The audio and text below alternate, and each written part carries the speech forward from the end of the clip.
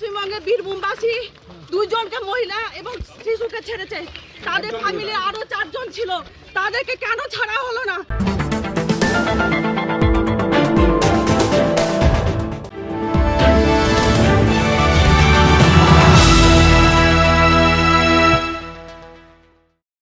নাবালক সন্তানকে নিয়ে মালদা বর্ডার দিয়ে দেশে ফিরলেন বীরভূমের সোনালী খাতুন। সীমান্তে প্রশাসনের কর্তারা উপস্থিত ছিলেন, তবে তার স্বামী সহ বাকি সদস্যরা না ফেরায় ক্ষুব্ধ তৃণমূল নেতৃত্ব। সীমান্তে চাঞ্চল্য।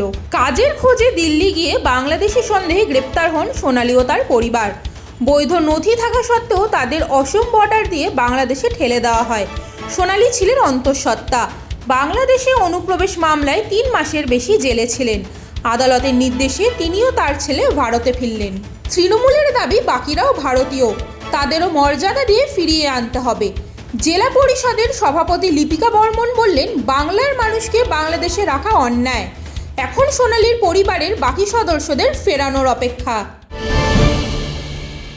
পশ্চিমবঙ্গে বীরভূমবাসী দুইজনকে মহিলা এবং শিশুকে ছেড়েছে। তাদের ফ্যামিলি আরো 4 জন ছিল, তাদেরকে কেন ছাড়া হলো না? আমরা এই কোশ্চেন করতে উনি পালিয়ে গেলেন। কে ছিলেন? কে ছিলেন? বাংলাদেশের ডেপুটি হাই কমিশনার।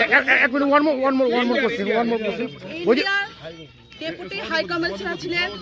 আমরা ভেতরে গিয়েছিলাম, ওইখানে 2 জন, একটা প্রেগনেন্ট মহিলা যিনি সোনালী খাতুন এবং তার পাশে তার শিশু একটা ছেলে ছিলেন।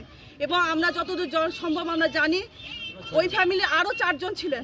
4 জন ব্যক্তিকে ছাড়া হয়নি এবং শুধু এই 2 জনকে ছাড়া হয়েছে।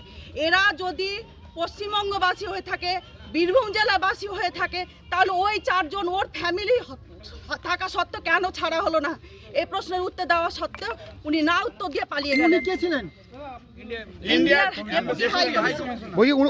উনি কি কোনো সদুত্তর দিয়েছেন? কেন বা কোনো দিতে পারেননি? আমি প্রশ্ন করেছি, আপনি কখন ওনাকে ছাড়বেন? কালকে ছাড়বেন, পরশুদিন ছাড়বেন, কখন ছাড়বেন? আপনি উত্তর দেন। কিন্তু উনি কোনো সদুত্তর দিতে পারেননি।